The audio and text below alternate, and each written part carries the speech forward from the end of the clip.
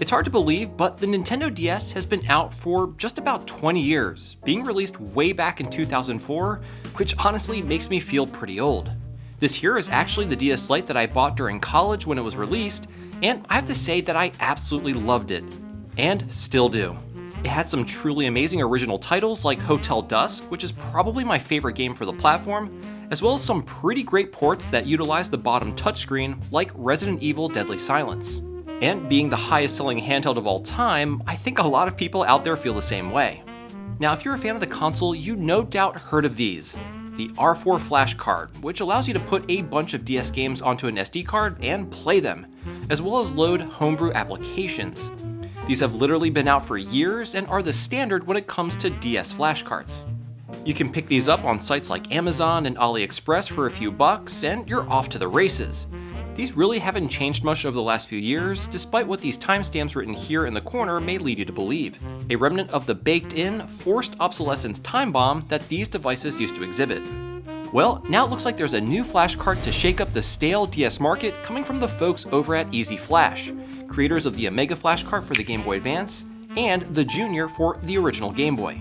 Will this offering breathe new life into the stagnant DS scene and revitalize this aging, yet still amazing handheld? Well, let's find out.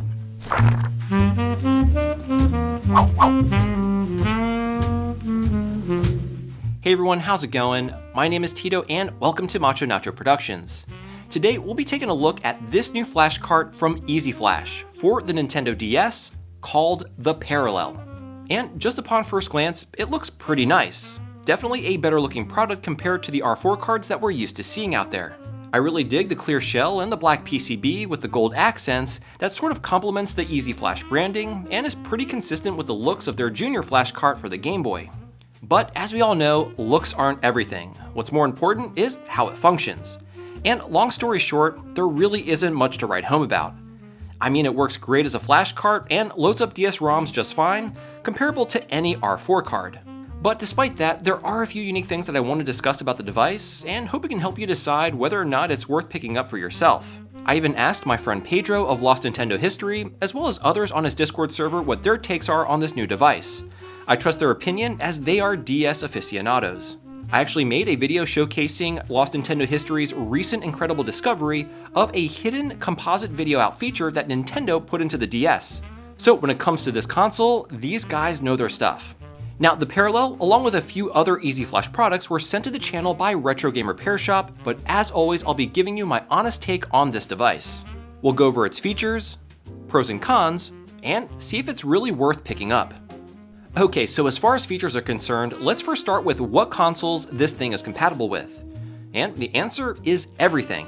This works with every version of the Nintendo DS, including the DSi, as well as all 2DS and 3DS devices. So whatever flavor of DS you have, you're covered. Additionally, this apparently uses less power than your typical R4 card, so your DS will last just that extra bit longer. I haven't personally confirmed this myself, so I really can't speak to it, but if true, I'm sure some folks would really appreciate that extra bit of playtime in between charges. The folks over at Easy Flash have also listed in-game reset as a feature on their product page, even though this is something that can be done on an R4, so nothing really new here. Honestly, the only unique feature that I could find was the native NTR boot support, which is a feature that can be used to help hack 3DS consoles. But this is something that existed on some R4i Gold and Ace 3DS Plus carts, so again, nothing new here.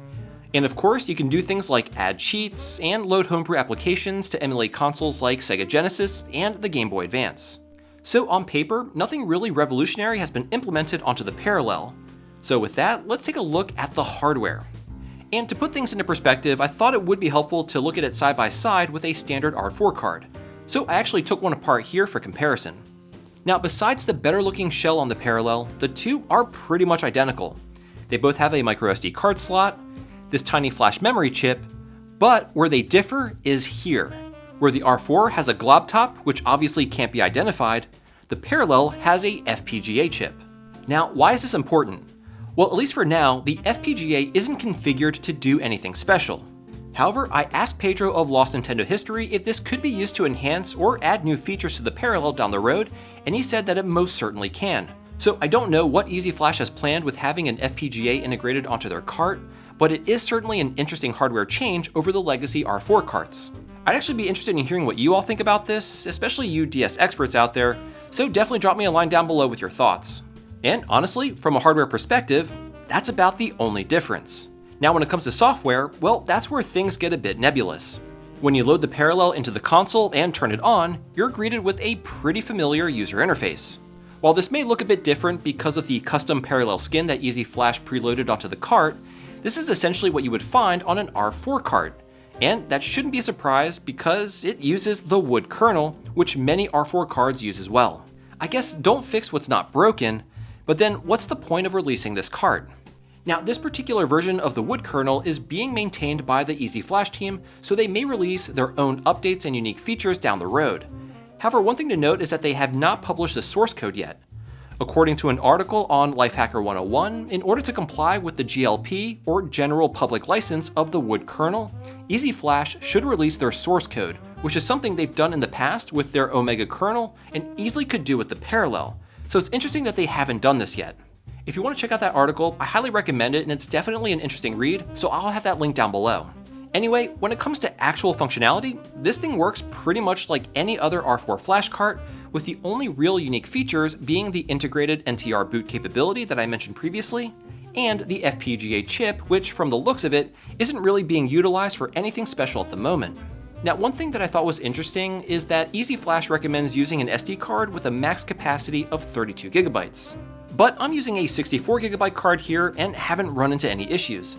Of course, it's not loaded to the brim with games, so I haven't really sufficiently tested its compatibility with larger cards, so don't take my word for it and maybe stick to 32 gigabytes to be on the safe side, which is honestly plenty of space for having a ton of DS games. Anyway, just to recap, functionality of the Parallel, as far as I can see, is largely identical to a R4 card. Whether that changes down the road, I'm not sure, but it feels like a missed opportunity for Easy Flash to really separate themselves from the competition. So with that, let's get into the pros and cons. Starting with the pros, the one thing that I think the Parallel has going for it is its build quality. It definitely looks better than the cheap generic R4 clones out there, and the shell itself also does feel slightly more solid. Additionally, the inclusion of a small FPGA chip gives me hope of perhaps more functionality that can be implemented onto the device later on.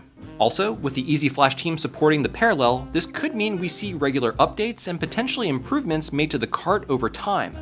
Easy Flash has a proven track record of delivering solid devices with above average support. While we really can't be sure what Easy Flash has in store for the Parallel, we can certainly hope that they'll help revitalize the somewhat stagnant DS modding scene.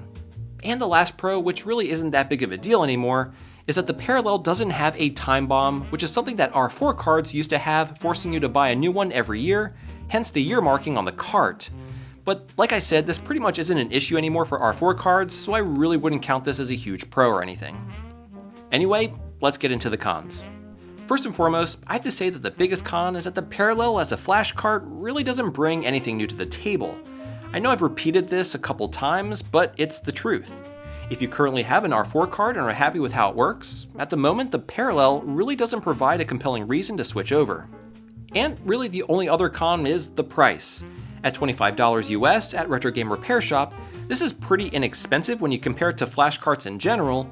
However, keep in mind that R4 cards are its primary competition, and those are really cheap. I mean, you can get a R4 card for as little as a few dollars from sites like AliExpress, so in that context, you could consider the Parallel a bit on the expensive side. But I do think you're paying a premium for a slightly better looking product with perhaps better build quality, as well as the support of the Easy Flash team. So that is something to consider. Now, whether you think those features are worth the higher price is up to you. Also, as a side note, remember you can also save 10% off the price if you use my coupon code on the website. And so we arrive to the main question. Who is this device for, and should you buy one? I think that if you currently don't have a flash cart for the DS and you have some extra cash burning a hole in your pocket, then yes, you could opt for the Parallel as it seems to be the more premium option. In terms of build quality, looks, and the fact that it has an FPGA, vice a standard integrated chip, this has the potential of being a better option in the long run. However, if you already have an R4 flash cart or just want the cheapest possible flash cart for the DS, then the Parallel is probably not for you. Well folks, there you have it. The the parallel flash cart for the Nintendo DS from the folks over at Easy Flash. Now, if you enjoyed this video, I really think you'll like this one here, so check it out. And as always, thank you all so much for tuning in today, and I'll catch you again next time.